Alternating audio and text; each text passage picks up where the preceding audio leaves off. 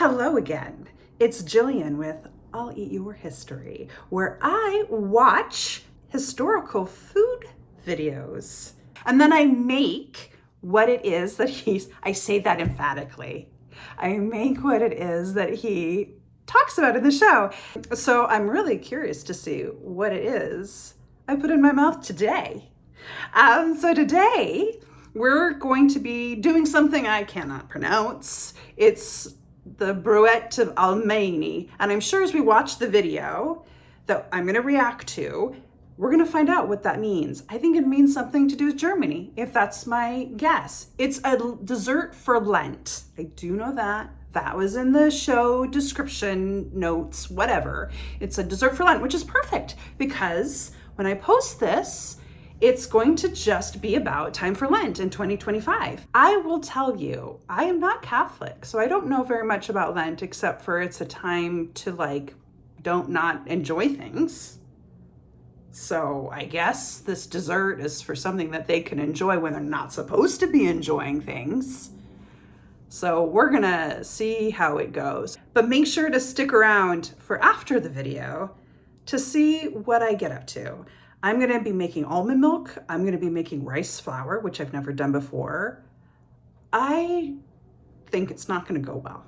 Let's just be honest. I don't think it's going to go well.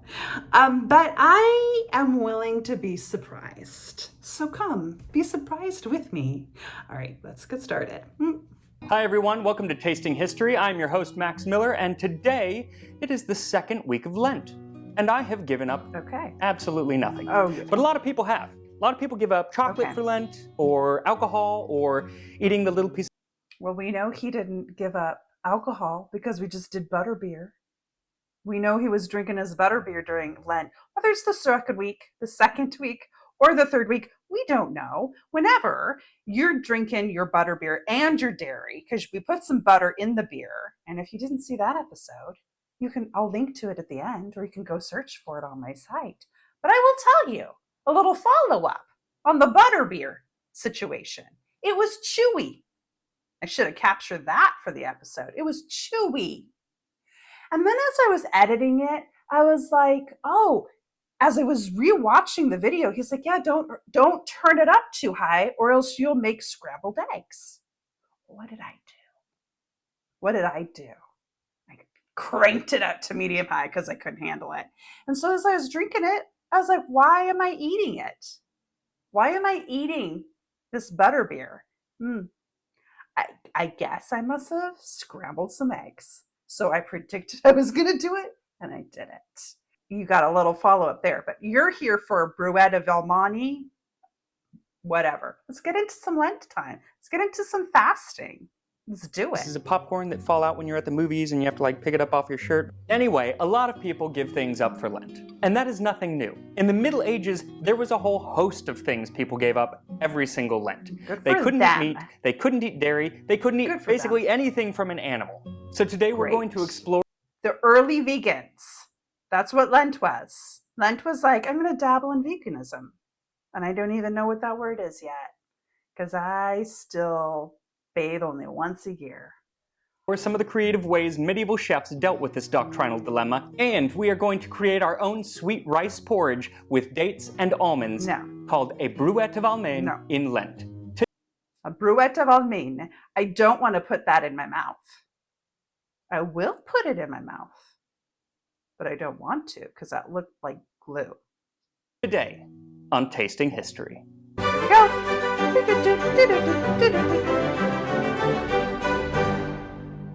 All right, Max, let's get it on. Now, porridge was very common in the Middle Ages, not just for the poor, but for the wealthy. It was just kind of a catch-all meal, and porridge it usually for had everyone. milk in it. But during Lent, milk was verboten, so no milk. What did they use instead? Well, you might be surprised to find that many medieval chefs turned to that most favored drink of yoga moms and vegans world over, almond milk. Vegans. What? I told you, vegans. Almond milk in the Middle Ages? Yes, almond milk in the Middle Ages. Just like today, Max, it was an excellent substitute for animal milk. And according to medieval physician Andrew Boord, it doth comfort the breast, it doth mollify the belly, and provoketh urine. Nice. I'm pretty sure the almond milk industry just found its new slogan. Yes. You need to pee? Just drink some almond milk. It's going to help you urinate like a mofo. Came in different flavors. You could use water for the original flavor, wine for, your savory meals, or Wine. Why do they keep on combining alcohol with dairy? I mean, I know almond milk isn't dairy, but like, why? Why? Because they just liked alcohol and everything. Well, I can't blame them. in the 15th century recipe I'm using today, sweetened with honey. So let's get started.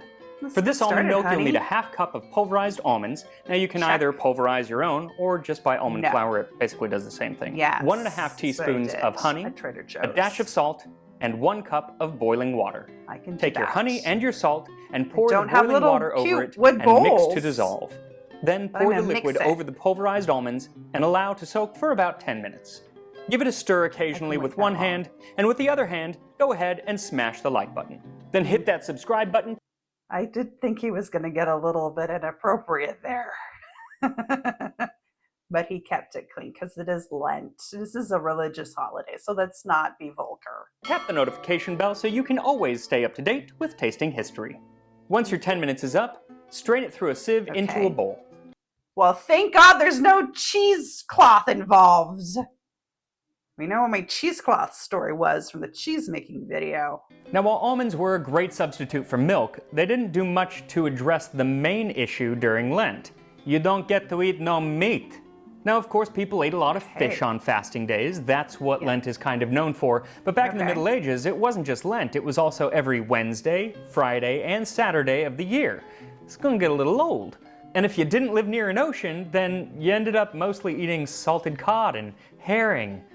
And in the words of one poor 15th century schoolboy, "Thou wilt not believe how weary I am of fish, and how much I desire that flesh will come in again. For I have eaten none other than salt fish this Lent, and it has engendered so much phlegm within me that it stops my pipes that I can scarcely speak nor..." Phlegm.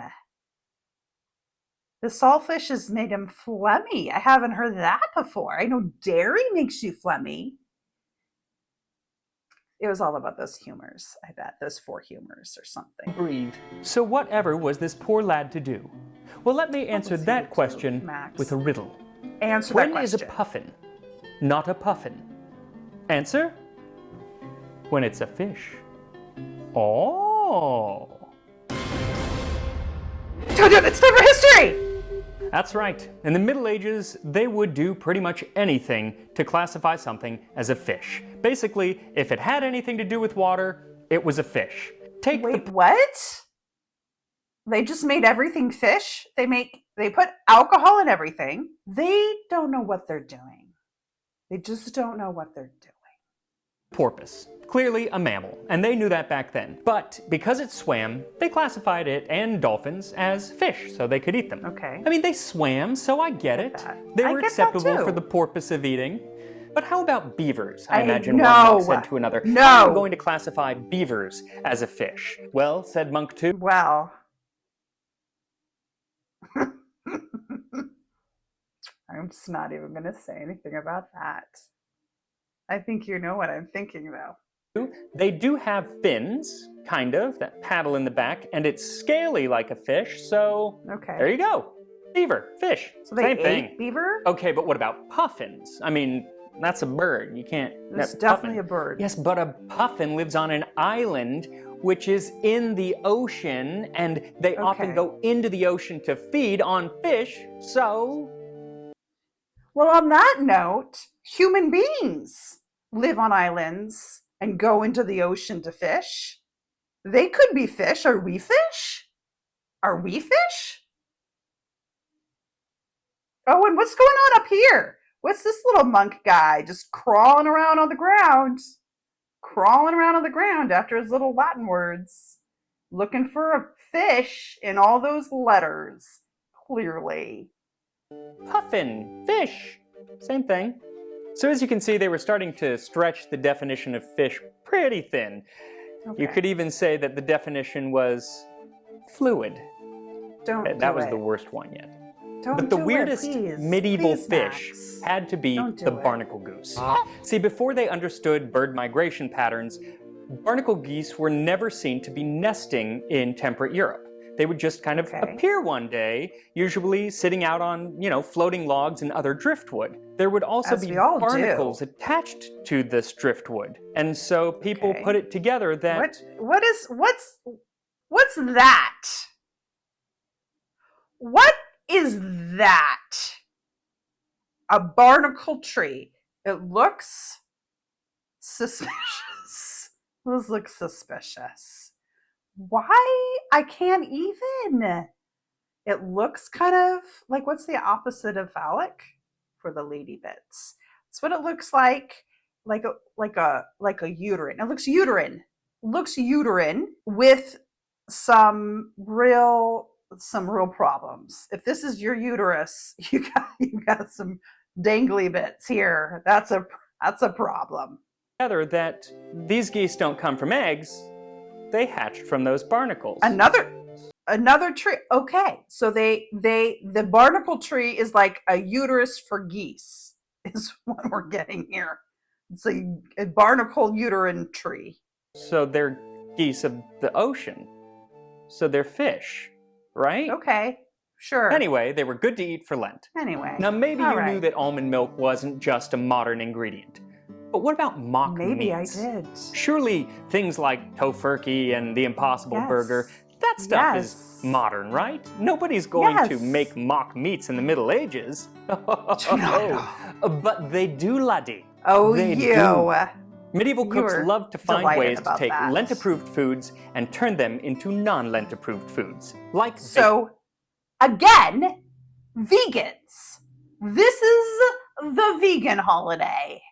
If the vegans need a holiday, congratulations. This is now your holiday. We're going to call this vegan Christmas. That's what vegan Thanksgiving. Vegan delight. I don't know, come up with that title. Bacon. bacon. They would take strips of pink salmon and mold white pike roe along the edges to make it look like bacon. Why? Okay, so maybe not vegan with the fish. The fish thing's not vegan. So I'll take it back. Maybe it's not so vegan. It's vegan-esque. It's vegan-esque. I have no idea. But that was nothing in comparison with the unholy abomination that is the mock egg. He feels very strongly about that. I feel like we're about to enter a little wound for Max. He's got issues around mock eggs. He does not like it. He does not like it. Max, tell us why you have problems around mock eggs. A 1430 recipe instructs the chef to take empty eggshells and fill it with an almond milk gelatin. Then take ground almonds and create a circle in the center and dye it yellow with saffron and ginger.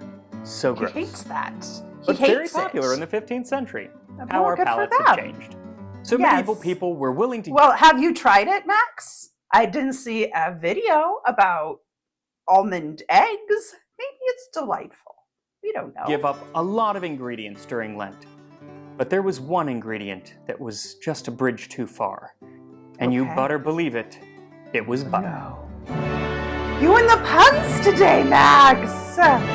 Yes, before the days of I can't believe it's not butter, Europe was enamored with the yellow spread, especially in France. There's the eggs. By the 15th century, breaking your fast with yes. butter in France was so common that the enterprising French church decided to create an indulgence that would allow people to eat butter during Lent without burning in hell. The city of Oh. So again, Julia Child strikes again. Because we know she loved her butter. And there's the whole French thing, right? That connection. So clearly, Julia Child was at work. Rouen collected so much money from the butter indulgence that they were able to build a new tower onto their cathedral and dubbed the tower the Butter Tower. Delicious. And speaking of Yes. delicious, let's get back to our porridge. Now that we Let's do have our it. almond milk ready to go, we can create our Bruet of Almaynne in Lent.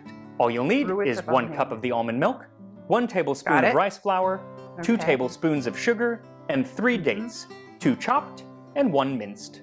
Now I've listed all of Look the how pretty ingredients it's for all this and the almond displayed. milk in the description down below, along with links to some of the more uncommon ingredients. There are also the original medieval recipes if you'd like to read them, as well as the modern interpretations that I'm using today. Now, as a reminder, I don't have his recipes in my down below. I'm going to keep on with that one. But you can go, but I do have the link to this video so that you can go to Max's site and watch the original video. See what he's getting up to now, 5 years later, because this is one of his early videos. This is from February, March 2020. Someone back in the days, the dark days of COVID, when we all were hiding in our homes. And this is what he started getting up to. So go and watch what he's doing now in his beautiful, bright new, bigger kitchen. He's upgraded, I noticed. I did watch a little clip from something recent that wasn't a cooking one. I didn't spoil anything.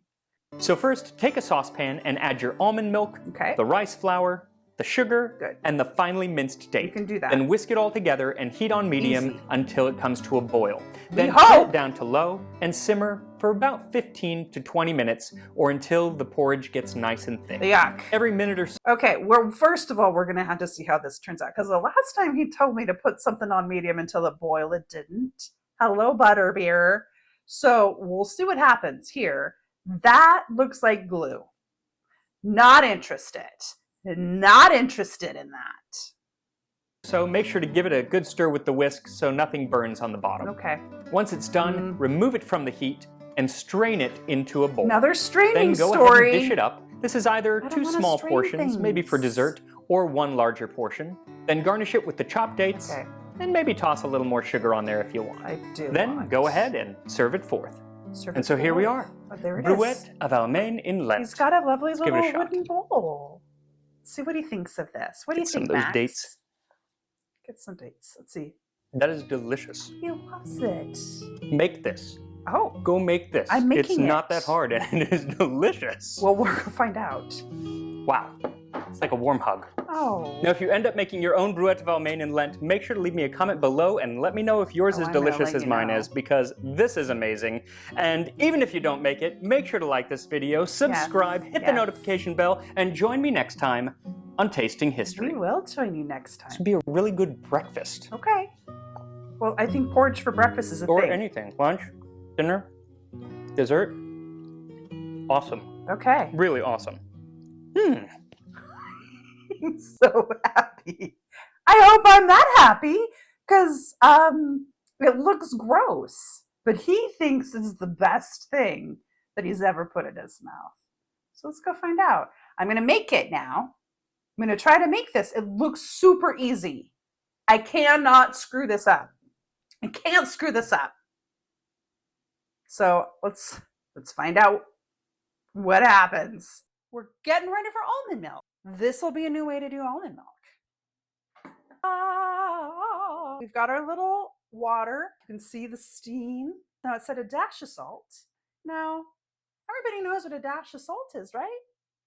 No idea. I just figured it was kind of like a pinch because I thought, well, there can't be too much salt in it. I put in a pinch. And then the honey. Ugh. I'm going to take my spoon, my medieval spoon, my official medieval spoon, and stir this up.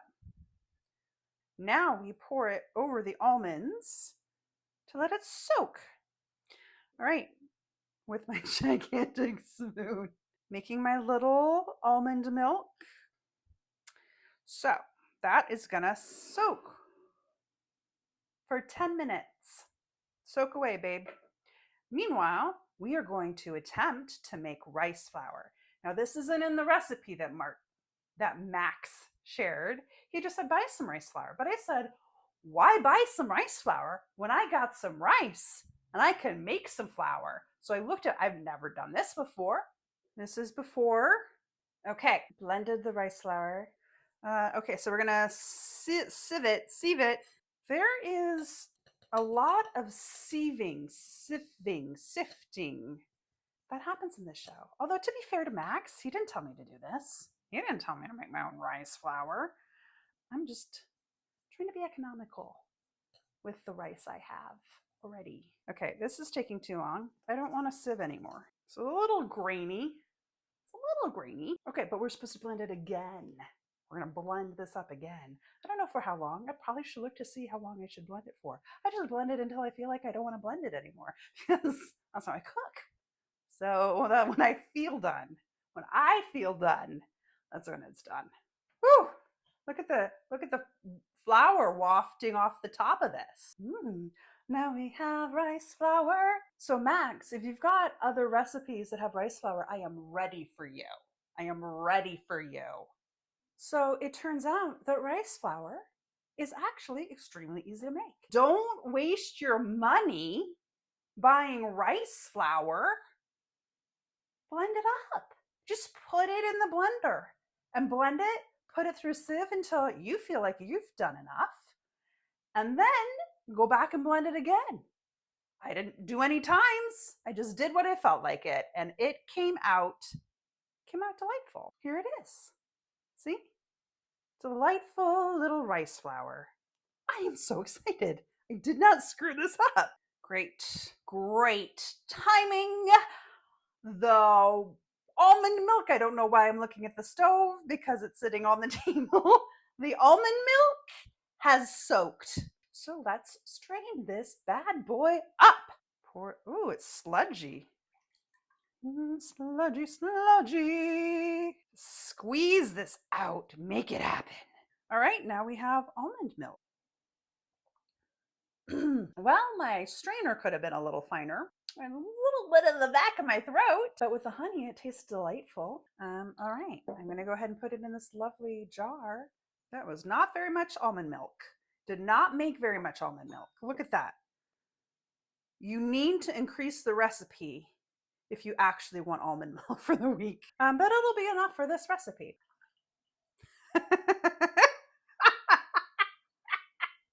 Well, it did not quite make a cup of almond milk, as it turns out. The fact that I went through the whole process of pouring it into here was pointless. I think maybe I should have splooshed, that's not a word, it is now, more liquid out of the almond paste stuff. But it's fine. Who cares? Now I'm pouring it on the table. Oh, there's my cat. There's Kylo. Yeah, this is unhygienic. That is unhygienic. Are you experiencing Lent? Get down. There you go. Okay, no Lent for him. It's not experience. We just poured from this bowl into a jug just to pour back in the bowl. So that was not a good use of my time. Now we're going to combine it in a saucepan. Almond milk, what we have of it. The rice flour, sugar. I am using the Demerara sugar from the butterbeer because why not? I have it. And I figure if they put it in their beer, they probably put it in their porridge. So the date story. There were 3 dates, 2 chopped, 1 minced. I finally chopped it up. It was a pain. I will tell you that. It was a bit of a pain chopping it because it's all sticky. I whisk it up. I feel like this is too liquid. Like the almond milk should have not been strained. Like I should have kept the almonds in there. So now I'm suspicious. No, once again, I am suspicious. I thought there was gonna be like porridge. You think like stuff is in it. Oh, it doesn't look good. Looks kind of like dog vomit in there. That's fine. But I will say this. It's thickening up. I was worried it was going to just be liquid. It's not. It's not liquid. I don't understand why we're supposed to strain it. Like, isn't the thickness of it supposed to be part of the thing? I don't understand all of the straining. You know what? Max, you gave me some instructions. Max, my dear friend. And I don't like following instructions apparently, but I'm going to give this one to you. I'm going to strain it. We'll see. Okay, so I'm going to say this. I was worried that this was going to be something I was going to drink. I was wrong. This is clearly sludgy. You do still wonder about the straining though. Okay, so while the little brew was brewing, the little sludge was sludging, I decided to watch a little Catch Up with Max. I watched the first episode. It's warming my heart. It's taking me back to my first episode of the medieval cheese making. I can tell you, it's just so sweet because it's Jose, Max's husband, I believe. interviewing him, and just the look of love on Max's face in his eyes. And maybe it's the cocktail he's drinking, I don't know. But it just warms the cockles of my heart. It's been a minute, it's been a few minutes, it's been the required amount of minutes. Did not fast forward this one because I needed to make sure I wasn't drinking the porridge. It's done. It's ready. I didn't screw it up. I don't think. I mean, we'll know when I eat it, but I don't think I screwed this up. How exciting is that? Here's our final sludge. I'm supposed to put it through a sieve and I'm supposed to strain it. Here we go. Now, I don't know why I can't just eat this like this. I said I would give this a shot, Max. Nothing's coming out. I don't understand. I don't understand why I'm supposed to sieve this. I don't understand this. I don't understand it. That I'm supposed to do that? What's the point of that? What's the point of that? It just looks the same in here as it is there. Is it that I don't eat the dates? Is that it? That we're trying to not eat the minced dates? But I'm going to put chopped dates on it. So why would I sieve it to get out the dates and then put more dates on it? I don't think so. I don't think so. Screw this. I'm just doing that. Sorry, Max. I apologize. Too much straining. I don't need all of that straining.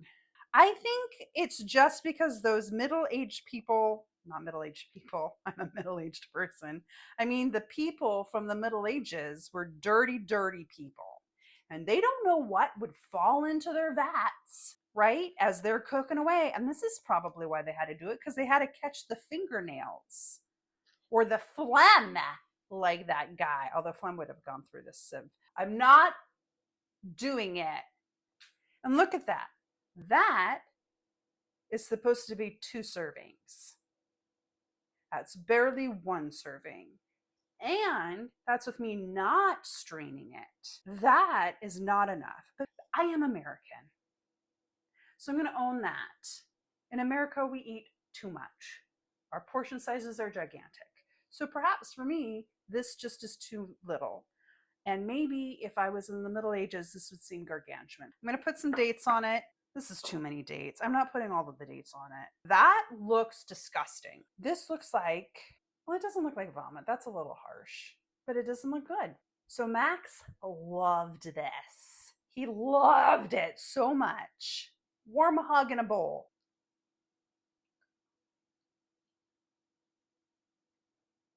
It's okay. It's okay. It's a little too sweet with the honey and the dates.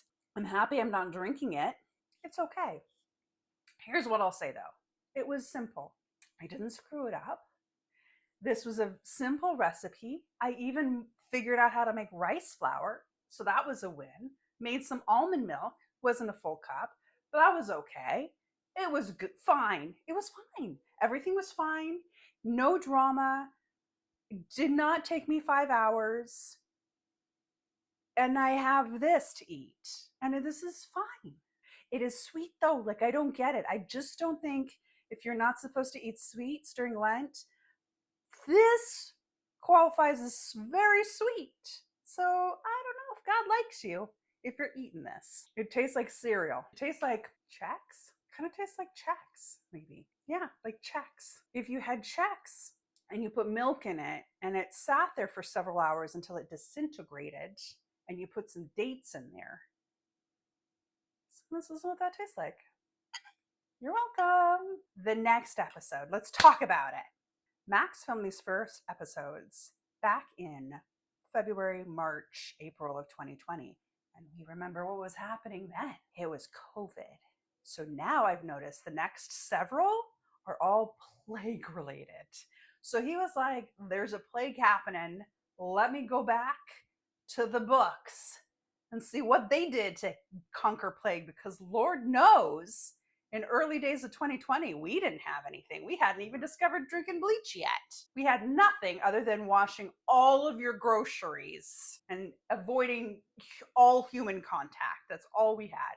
So little Max, he went digging through the history books of the plague to find remedies. So if you're ready to fend off the plague, check out that episode if I've made it yet. If not, go back and watch right here, the butterbeer episode, and watch me just take matters into my own hands. That's what I did. I just took matters into my own hands, because that's what you got to do sometimes. That's me, Jillian. I'll eat your history. Thanks. Until next time.